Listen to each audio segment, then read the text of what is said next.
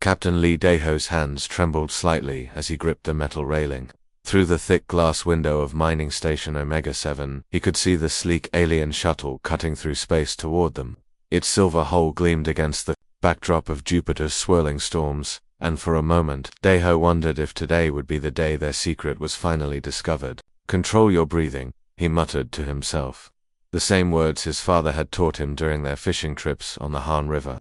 Back when Earth was still free and humans could dream of simple things like catching dinner instead of building weapons to save their species. The comm unit crackled to life in his ear.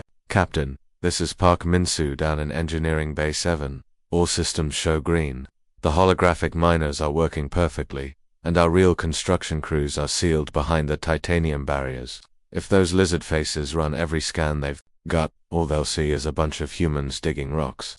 Daho nodded, though Min-soo couldn't see him. His chief engineer had been working 18-hour shifts for the past month, making sure every detail was perfect. The man deserved a medal, but medals would have to wait until after they won the war that was surely coming. Below them, hidden beneath layers of fake mining equipment and holographic projections, lay humanity's greatest achievement and most desperate gamble. 3 ships, each one larger than the planet they'd been born on, waited in the darkness.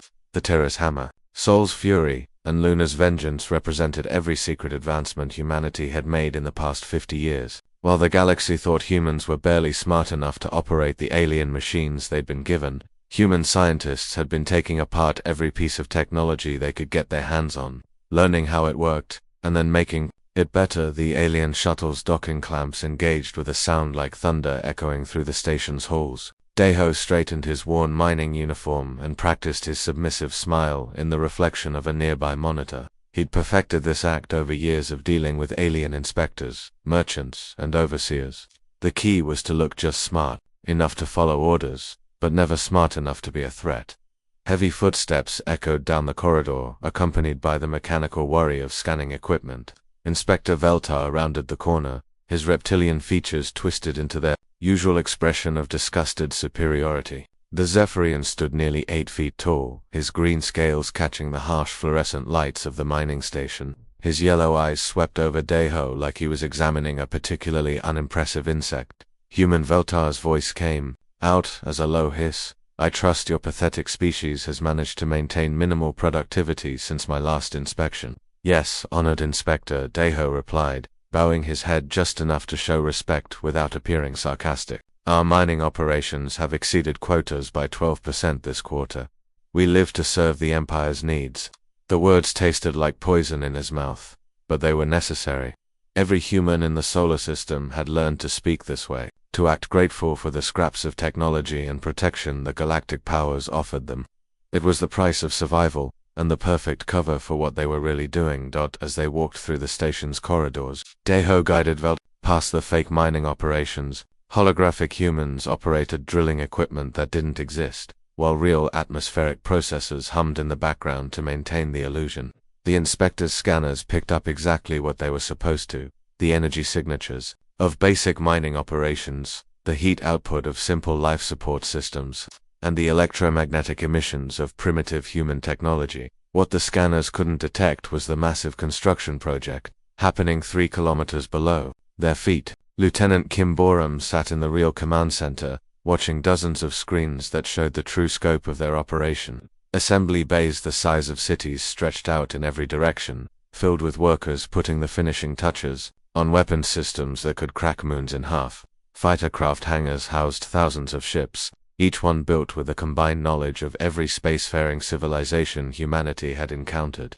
"The quantum resonance chambers are operating at optimal efficiency," Buram whispered into her comm unit, her voice barely audible even to Daho's enhanced hearing implant. "Fusion reactors are stable at 98% capacity. We could power up the main engines right now if we needed to, but they weren't ready yet."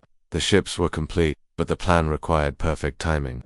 Humanity had one chance to reveal their true strength, and it had to count. Veltar stopped in front of a viewing window that showed Jupiter's turbulent atmosphere. "Your species shows remarkable persistence. I'll grant you that. Most primitive civilizations would have given up by now, accepted their place as servants to their betters. But humans seem to enjoy their meaningless struggle against the inevitable." Daho nodded thoughtfully, as if considering the inspector's words. We are a stubborn people, honored Inspector. Perhaps it's because we're too simple to understand when we're beaten. The Zephyrian's laugh was like the sound of breaking glass. Indeed, we'll maintain your delusions if they help you work harder. The Empire has need of your resources, and your labor is acceptable for such a backward species. After 3 hours of inspection, Veltar finally returned to his shuttle. Deho watched it disappear into space, carrying with it the inspector's report that would once again classify humanity as harmless, primitive, and completely under control. Only then did he allow himself to smile. Admiral Cho Sang-wook's coffee cup shattered against the floor of the bridge as the latest transmission came through. The hot liquid spread across the metal deck, forgotten, as he stared at the holographic display showing scenes that would haunt him forever. Children running through burning streets on Kepler-4 Fatubi, families torn apart as Zephyrian soldiers dragged screaming humans onto transport ships, cities that had taken decades to build reduced to smoking craters in a matter of hours.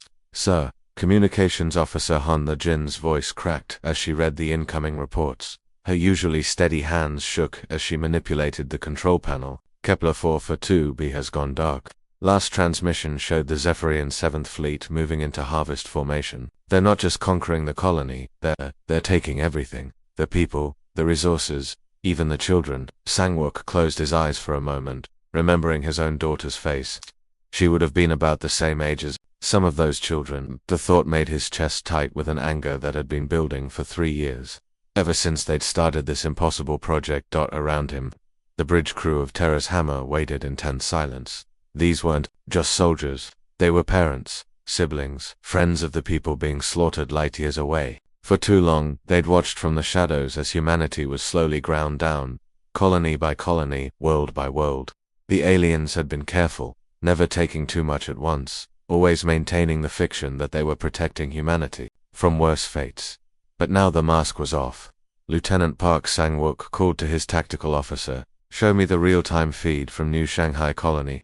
The holographic display shifted, showing another human settlement under attack. Massive Zephyrian dreadnoughts hung in orbit like dark angels of death, their weapons creating lines of fire that carved through the planet's surface. Each blast erased city blocks, turning homes and schools and hospitals into nothing but heat and light. 37 million people lived on that world, whispered Navigator Kim Jae-won, his voice barely audible over the hum of the ship's systems. My sister... My sister was teaching at the university there. The Admiral's jaw clenched. Enough was enough. All stations.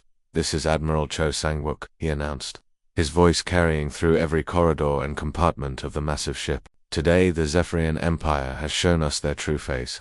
They are not our protectors. They are not our guides. They are predators, and they see us as prey.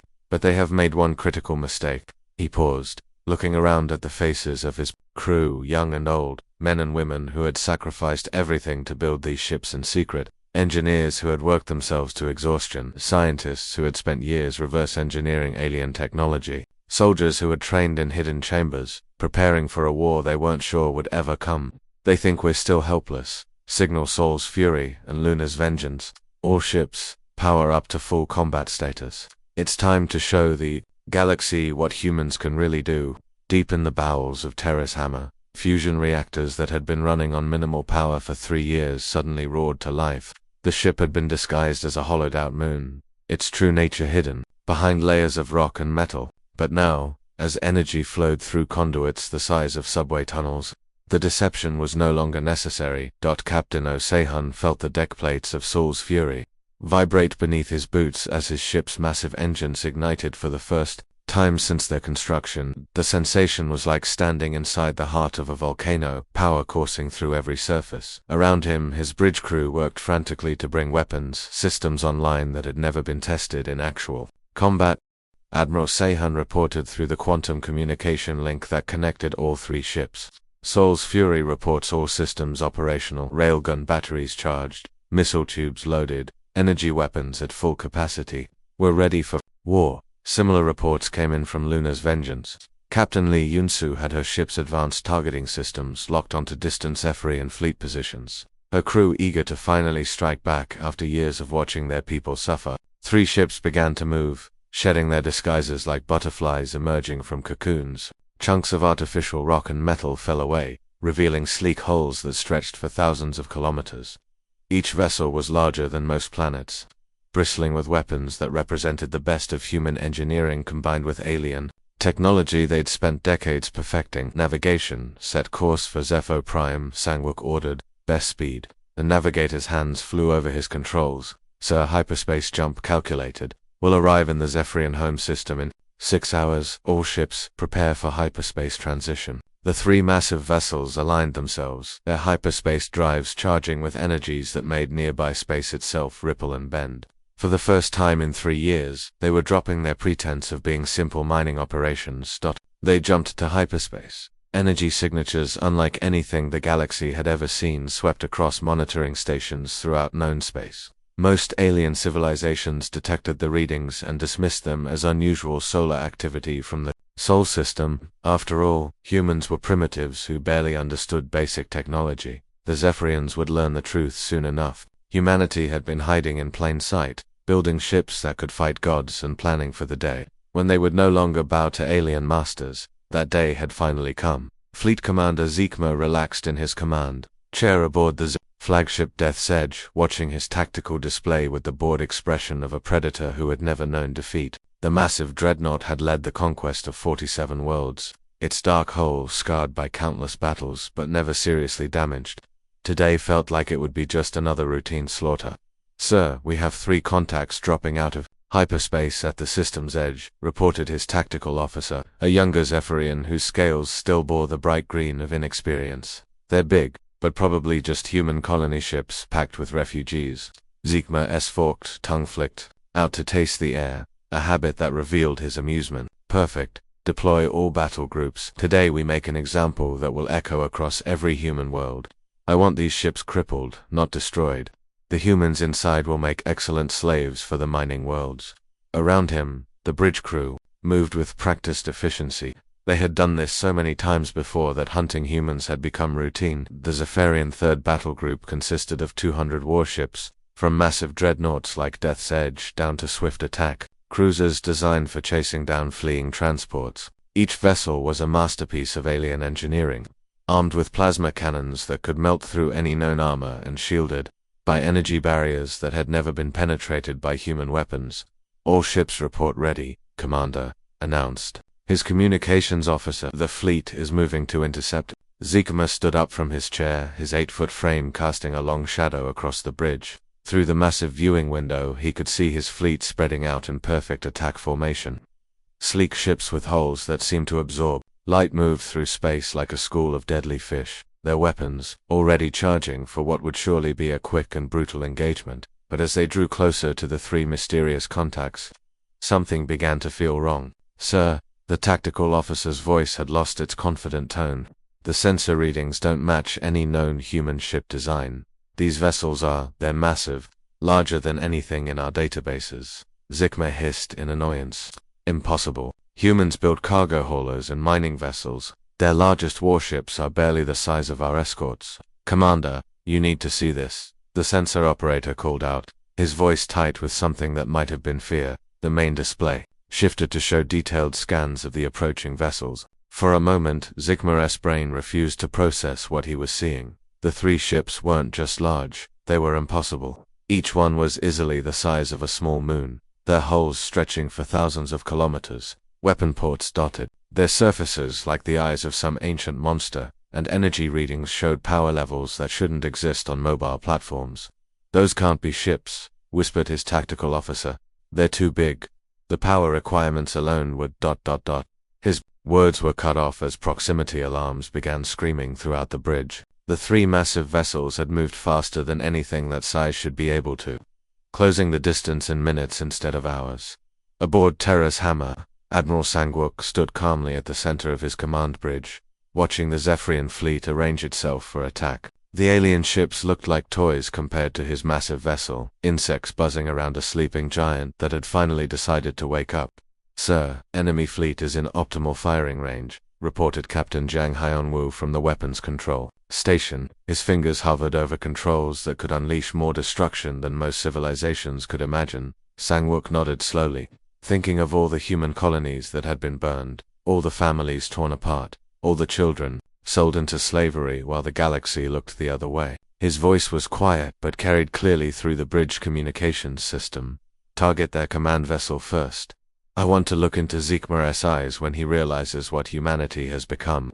The main railgun batteries of Terra's hammer were engineering marvels that had taken 3 years to perfect. Each cannon was 50 kilometers long, using magnetic fields to accelerate projectiles to 90% of light speed. The projectiles themselves were small, no larger than a human fist, but when they struck their targets, the kinetic energy release was equivalent to antimatter explosions.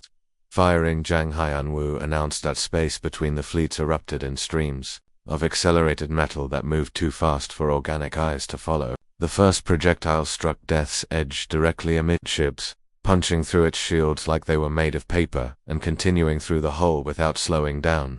The massive dreadnought that had terrorized so many worlds simply came apart, its structure unable to contain the energy of the impact. Zeekmer had just enough time to scream, "What are those weapons?" before his ship disintegrated around him. Commander Lee Soyoung aboard Luna's Vengeance watched the destruction with grim satisfaction before adding her own ship's firepower to the battle. Her particle beam arrays, powered by the artificial star that burned at her vessel's heart, painted lines of pure energy across space. Where the beams touched Zephyrian ships, metal boiled away into nothing. The alien fleet tried to return fire, their plasma cannons and missile batteries unleashing everything they had, but their most powerful weapons barely scratched the adaptive armor of the human megaships. Hull plating that could repair itself absorbed impacts that should have been devastating, while point defense systems shot down incoming projectiles with casual efficiency. "Sir, enemy fleet strength down by 60%, reported the tactical officer aboard Soul's Fury. Captain Osehon watched his own weapons carve through alien formations like a farmer cutting wheat. In 15 minutes, it was over. 200 Zephyrian warships had been reduced to scattered debris floating in the void. Not a single human vessel showed even minor damage. The most powerful battle fleet in Zephyrian space had been destroyed so completely that rescue ships would find nothing but cooling metal and the faint traces of radiation. "Open a channel to all galactic frequencies," Admiral Sangwook ordered. "It's time to introduce ourselves." His image appeared on communication screens across the galaxy, from the halls of the Galactic Council to the farthest trading posts on the rimworlds. When he spoke, his voice carried the weight of a species that had finally stopped pretending to be weak. "This is Admiral Cho Sang-wook of the Terran Defense Force. For too long, humanity has endured your oppression in silence. No more. We are done hiding, done begging, done accepting scraps from your table. The age of human subjugation is over." The message reached every corner of known space, carrying with it sensor readings of the battle that had just ended. Across the galaxy, alien leaders stared at their screens in disbelief, finally understanding that the species they had dismissed as primitive had been quietly preparing for war. And they were very, very good at it. The Grand Chamber of the Galactic Council had never seen chaos like this. Representatives from hundreds of worlds screamed at each other in dozens of languages, their translators barely keeping up with the flood of panic and accusations. The massive holographic displays that normally showed peaceful trade routes and diplomatic agreements now painted a picture of devastation that none of them had thought possible. Council Speaker Morden, a towering crystalline being whose species had ruled the galaxy for 1,000 years, slammed his staff against the floor with enough force to crack the ancient stone. The sound echoed through the chamber like a gunshot, but it barely quieted the chaos. "Order." His voice boomed through the translation systems. "We must have order." But order was the last thing anyone felt as they watched the tactical displays. Update in real time: the Zephyrian 4th Fleet destroyed, the 9th Battle Group wiped out completely. The proud Second Armada that had conquered 40 systems, nothing but scattered debris floating in space. Ambassador Velcation of the Altarian Empire, his blue skin pale with shock, stood at his speaking podium with trembling hands. 3 human ships. 3. They destroyed the most powerful fleets in Zephyrian space like they were swatting insects. How is this possible? Intelligence Director Krolvan stepped forward, his multiple arms carrying data tablets that painted an even more terrifying picture. The insectoid being's compound eyes reflected the light from the displays as he began to speak in his clicking, translated voice. "Honorable representatives, I must report that we have been systematically deceived for decades. Our intelligence networks have been monitoring human activities across their colonies and homeworld. We observed mining operations, basic manufacturing, primitive space travel. What we failed to detect was the true scope of their technological advancement. The chamber fell silent as holographic images showed human colonies from orbit. What had appeared to be simple mining stations and agricultural settlements were revealed to have hidden construction facilities buried kilometers underground. Massive industrial complexes that had been invisible to even the most advanced alien sensors. They reverse-engineered every piece of technology we shared with them. Colvin continued, his voice carrying a note of grudging respect. But they didn't just copy it. They improved it, scaled it up, and combined it with innovations we didn't even know were possible. These planet-sized warships represent technology that surpasses anything in our databases. Morden's crystalline form flickered with angry energy. Impossible. Humans are a primitive species. They've had spaceflight for barely a century, sir. Colvin replied quietly, they've had our spaceflight technology for 50 years, and apparently, they've spent that time learning from every species they encountered. The railgun technology comes from captured hegemony weapons. The energy shields are based on Altarian defensive systems. The hyperspace drives use principles stolen from our own flagship designs. But the way they've combined and amplified these technologies is beyond anything we thought possible. Meanwhile, aboard Terra's Hammer, Admiral Sangwook stood in the ship's war room, surrounded by holographic displays that showed the galaxy's response to humanity's emergence. Captain Park Yun-young, his intelligence officer, manipulated the displays to show intercepted communications from across known space. Sir, we're picking up massive fleet movements, she reported, her fingers dancing across the control interface. The Galactic Council has issued an emergency directive. They're assembling what they're calling the Grand Armada, ships from 12 major species, including the Altarians, the Hegemony, and even the isolationist Void Singers. Major Nam Tahei, the strategic operations officer, pulled up fleet composition data that made even the seasoned military officers whistle in appreciation. Over 5,000 ships, sir. Everything from dreadnoughts to carrier groups. They're staging at the Centauri relay point, probably planning to jump into our solar system for a coordinated assault. Sangwook studied the numbers with the calm expression that had made him one of humanity's most respected military leaders. His career had begun during the early days of alien contact, when humans were still grateful for any scraps of technology the galactic powers would share. He had watched his species bow and scrape before alien inspectors, accepting insults and exploitation with forced smiles. No more.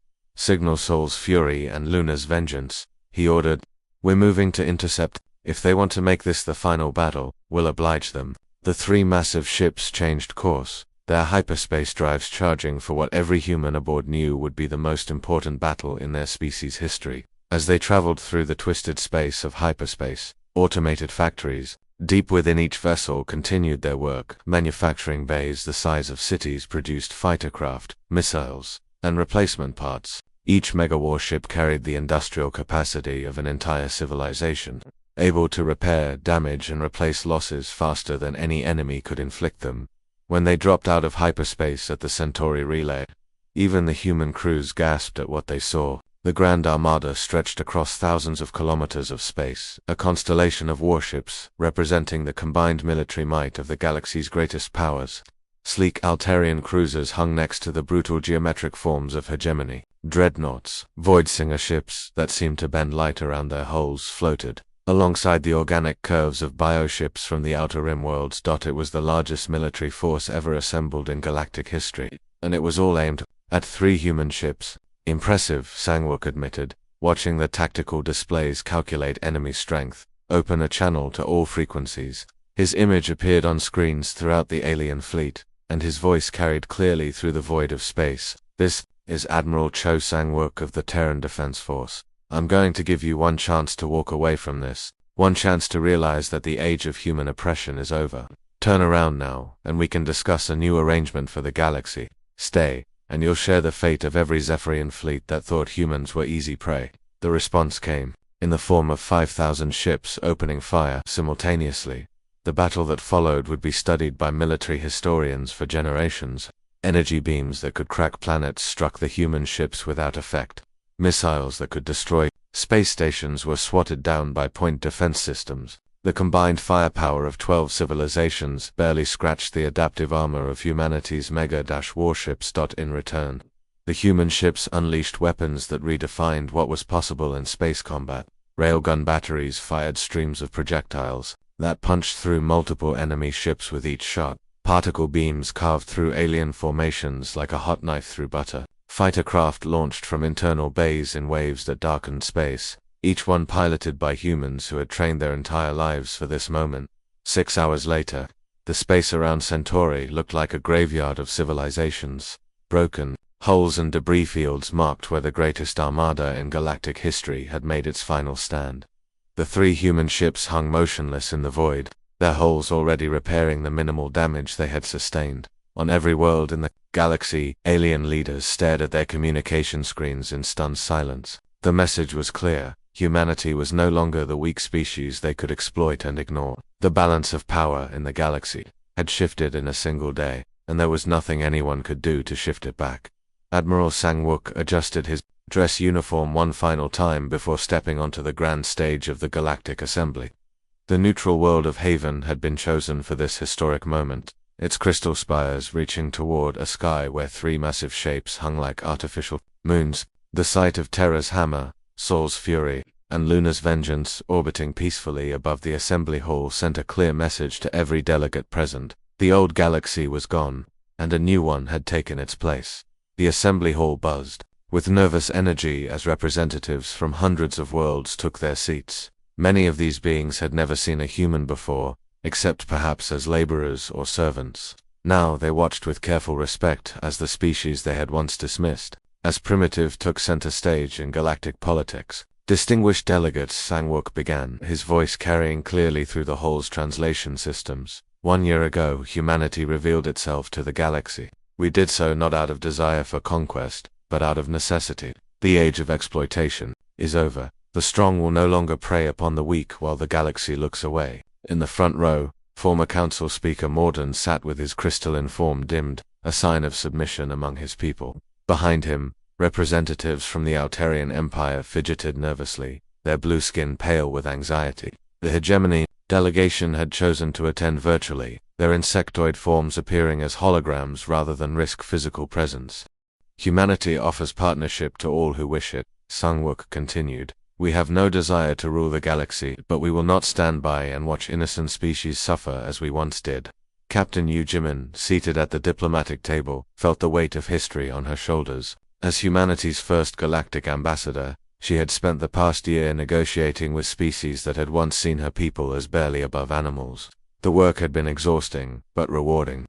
Trade agreements that actually benefited both parties. Defense pacts that protected smaller worlds from aggressive neighbors. Most importantly, the establishment of the Terran Protectorate, which offered military protection to any species facing extinction or enslavement. The Kepler colonies sent their gratitude, she had told Sang-wook earlier that morning. The Zephyrian survivors who were enslaving the population have been relocated to rehabilitation centers.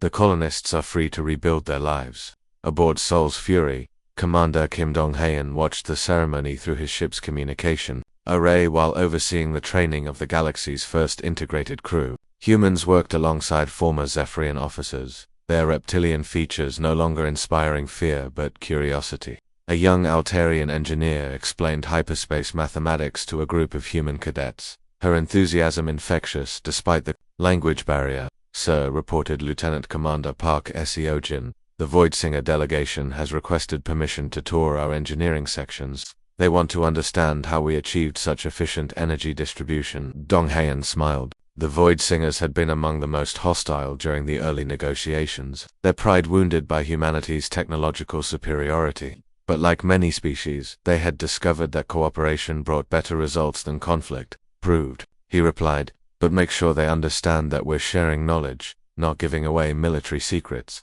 Trust is earned, not demanded. The transformation hadn't been easy. The Zephyrian Empire, once the galaxy's most feared military power, had been reduced to a handful of worlds under direct human oversight. Their former slaves had been freed, their military disbanded, their leadership replaced with humans and reformed Zephyrians who believed in cooperation rather than conquest. It's strange, reflected Captain Lee Minho, commanding the occupation forces on the former Zephyrian capital. A year ago, these same beings were hunting us for sport.